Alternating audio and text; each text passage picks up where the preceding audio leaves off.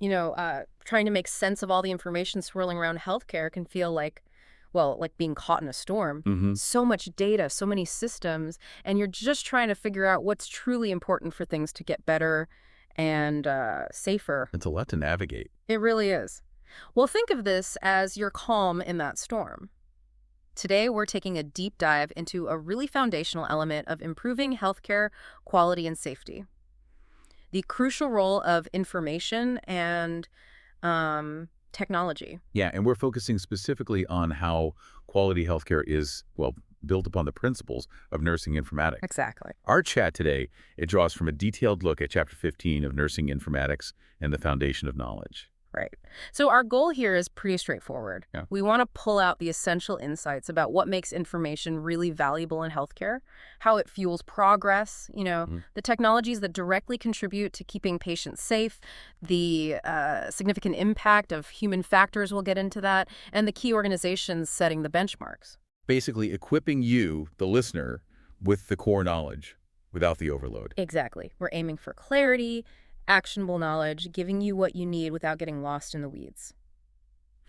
Okay, so let's unpack this. When we talk about quality information in healthcare, what does that actually mean? Like in practical terms. Well, the chapter really highlights 5 core characteristics. Yeah. First, information has to be accurate. Okay. It needs to reflect a patient's true condition with, as few errors as possible. Think about something basic like allergies. Oh yeah, If that's wrong, the consequences could be immediate and serious. absolutely critical and timely too, right? It needs to be timely. Yes, timely is number 2.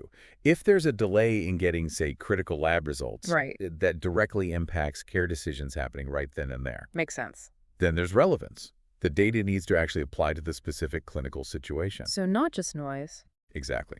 Well, a patient's entire history is important, maybe in an emergency. It's the recent vitals and the immediate problem that are most relevant. Got it. And reliability, that sounds like consistency. It is. Reliability speaks to consistency. It's like if you're measuring blood pressure, you'd hope different machines used correctly give you pretty similar readings. Yeah. If the info isn't reliable, well, it's hard to trust it enough to act on it confidently. Yeah, okay. So consistent results under similar conditions. That's a good way to put it. Across different systems, different users.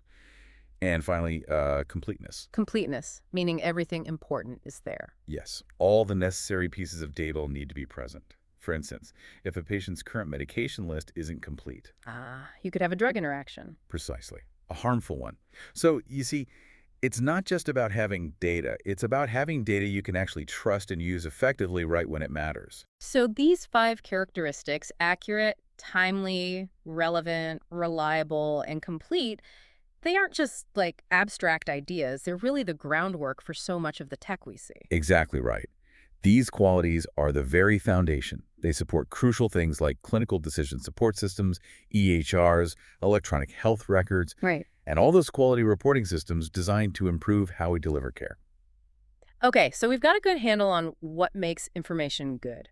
Now, how does this actually translate into tangible improvements? How does this quality info drive things forward in healthcare? Right. This is where those informatics systems become so valuable. They gather, they store, they analyze huge amounts of data. Mm-hmm. And this data then becomes the basis for making, informed decisions about improving care quality. Yeah. For example, we can track infection rates in a hospital, Okay. or how often patients get readmitted soon after discharge. By analyzing that data, we can spot areas where we need to make changes, evidence-based changes. So it's moving beyond just gut feelings. It's looking at what the numbers actually tell us. Exactly. And I've heard the term benchmarking thrown around. How does that fit in? Benchmarking. That lets healthcare organizations see how they're doing on key quality measures compared to, say, national standards. Like comparing apples to apples? Sort of, yeah. These standards often come from groups like CMS Centers for Medicare and Medicaid Services, or the NDNQI, the National Database of Nursing Quality Indicators. Okay. And then dashboards, visual tools. They help display these trends.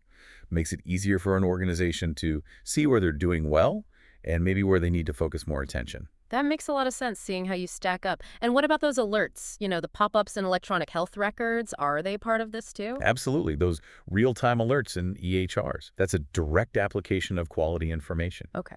They can flag potential drug interactions, making sure info is accurate and relevant right then.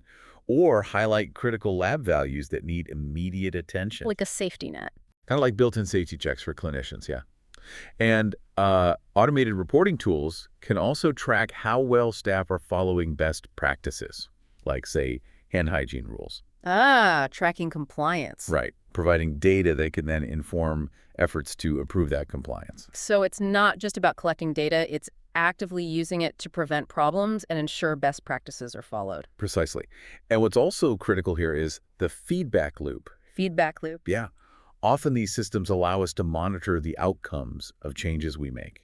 We implement something, see how it goes based on the data, and then use that new data to tweak things further. So it's a continuous cycle. Exactly. A continuous cycle of improvement, all driven by the information we're collecting and analyzing. This all sounds incredibly valuable, but how does it actually make care safer for patients on the ground?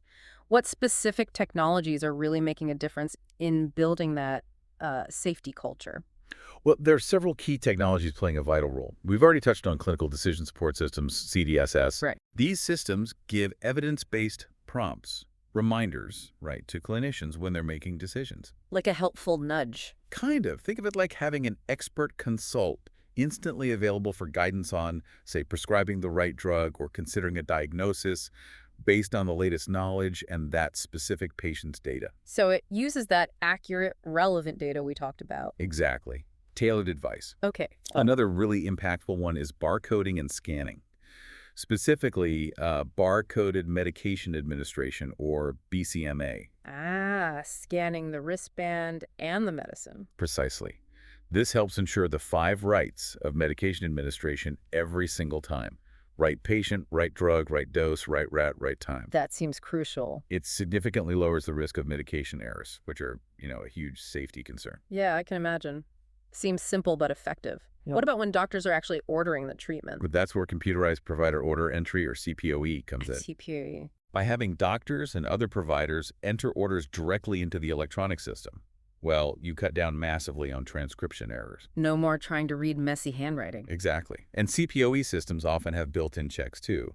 They can flag potential drug interactions or incorrect dosages using that reliable data to catch problems before they happen. So another layer of safety, standardizing orders and adding checks. Got it. I also know healthcare folks do a lot of training. How does tech help with safety there? Good point. Simulation and e-learning tools are huge now. They let staff practice reinforcing safety protocols, handling emergencies, all in a safe, risk-free environment. Practice without real patients involved. Exactly. You can practice responding to different scenarios without any actual patient risk. It also helps build a culture where it's okay to learn from mistakes, without immediate punishment, a non-punitive culture. That makes perfect sense. Practice makes perfect, especially in high-stakes fields. And finally, what about when things do go wrong? Or almost go wrong, near misses? Yeah, electronic incident reporting systems are key there. They promote transparency and learning. How so? They make it easier for staff, sometimes anonymously, to report near misses and actual safety incidents. This data is then collected and analyzed to find system weaknesses, So you can fix the system, not just blame individuals. Precisely, to put preventative measures in place. It's about learning from everything, successes, failures, near misses, to constantly improve safety across the board. Okay, so we've hit technology pretty hard, but I know human factors are a massive piece of the patient safety puzzle too. Can you explain what human factors means here and how they contribute to errors? Absolutely. It's crucial. Because even the best tech can fail if the people using it are tired, distracted, or if the system itself is confusing. That's human factors. Right. In healthcare, it's basically the study of how humans interact with systems, technology, and their whole work environment. The goal is to optimize performance and safety by understanding these interactions. Okay, so focusing on the human element within the system, what are some key human factors that can lead to errors? Well, there are several big ones. Cognitive load, for instance, that's the amount of mental effort needed for a task. Like juggling too much? Exactly. If someone's cognitive load is too high, errors become more likely. Fatigue is another huge one, impairs judgment, slows reactions. Makes sense. Interruptions and distractions, super common in busy healthcare settings. They can really derail critical tasks. I can definitely picture that. What else? Ergonomics is important too. Yeah. That's about designing workspaces and equipment to fit people properly. A poorly designed computer screen or an awkward setup can lead to mistakes or just slow things down. Mm-hmm. And finally, communication breakdowns. Whether it's between professionals or between staff and patients, miscommunications are a frequent source of errors. Okay, these all seem very real. Can you give some specific examples? How do these actually cause errors in patient care? Sure, alert fatigue is a classic. Clinicians get so many alerts from electronic systems, right? Yeah, you hear about that. If many are low priority, they can become desensitized, maybe start ignoring them, even the critical ones. That's cognitive load and design interacting. Oh, okay. Or a poorly designed interface, confusing menus, buttons too close together, might lead someone to click the wrong thing, enter wrong data. That's ergonomics and design. Right. Inadequate handoffs between shifts. If critical info isn't passed on clearly and completely, things get missed. That's communication breakdown. Vital info loss. Exactly. And distractions during, say, medication administration. A nurse gets interrupted while preparing meds.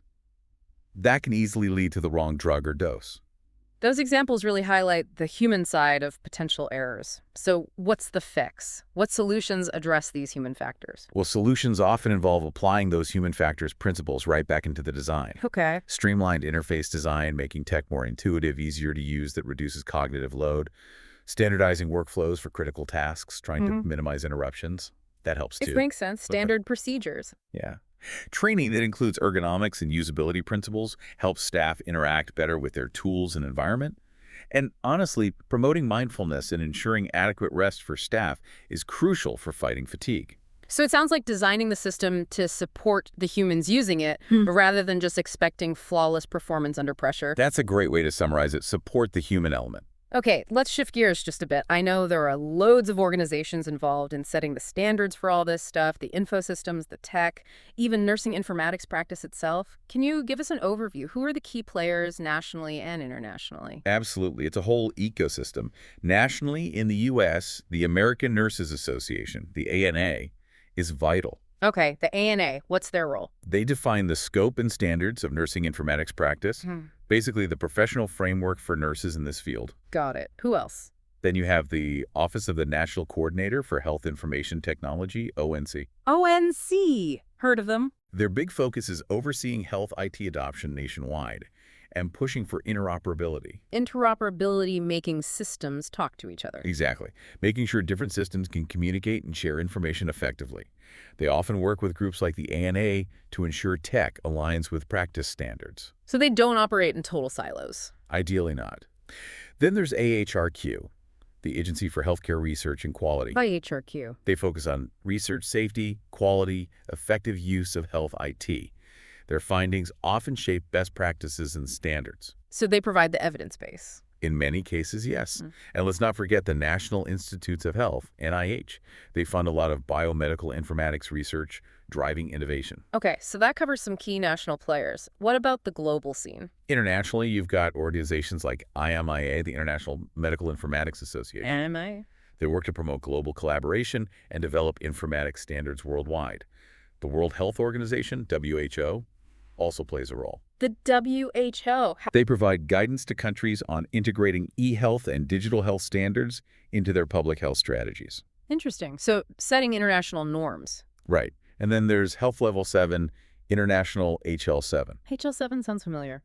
They're hugely important. HL7 develops universal data exchange standards. Their standards are widely used to make sure different systems can communicate data effectively, no matter the software or location. The technical language for sharing data. Pretty much, yeah. And finally, the International Organization for Standardization, ISO. They publish a wide range of standards, including specific health informatics ones under ISO TC 215. So lots of groups working on different pieces of the puzzle. Exactly. It's complex, but the goal of all these different organizations is kind of creating that shared language for health information. It's as vital for safety as having a common spoken language in an operating room. So all these organizations, national and international, are working towards this common language, these rules for managing and exchanging health info. Why is that standardization so critical? Oh, it's absolutely critical. These standards enable that seamless communication, that data sharing between different systems, organizations, even across borders. Which is key if you see different doctors, right? Exactly. That interoperability is vital for continuity of care when a patient moves between providers or hospitals. And it's also essential for things like public health surveillance. Tracking disease outbreaks relies on aggregating data from many sources. Right. You need the data to be comparable. Precisely. Uh, Without standards, it's just a mess. wow. This has been really, really illuminating. So just to kind of wrap it all together, we've explored what defines valuable health information that need for it to be accurate, timely, relevant, reliable, and complete. The 5 pillars, yeah. We've seen how this quality info through data analysis and tech really drives improvements in healthcare quality and, crucially, patient safety. Mm. We also dug into the critical role of understanding human factors and preventing Can't errors. forget the people. Absolutely. And we got an overview of the many important organizations, national and international, working to set the standards that underpin this whole field. That's a really good summary. I think that understanding provides a solid foundation for grasping the complexities of modern healthcare and how informatics is really trying to build a stronger, safer system. Yeah, and it really brings home that all those data points, all that tech, they aren't just abstract concepts. They're directly impacting patient care and safety every single day. Day in, day out. It does make you think, though, how these core principles, quality information, thoughtful tech application, understanding human factors, the need for standards, how they might apply outside of healthcare? Hmm. Could the insights we talked about today offer lessons for improving safety and efficiency in other complex information-heavy systems we deal with? Like, I don't know, finance, transportation. That's a really interesting question to ponder. Definitely food for thought. How widely applicable are these principles? Absolutely. Well, thank you so much for taking this deep dive with us today. We really hope this has given you, our listener, a clearer picture of this vital area. Hope it was helpful. If you have more questions or want to explore related topics, we definitely encourage you to do that. Thanks for joining us.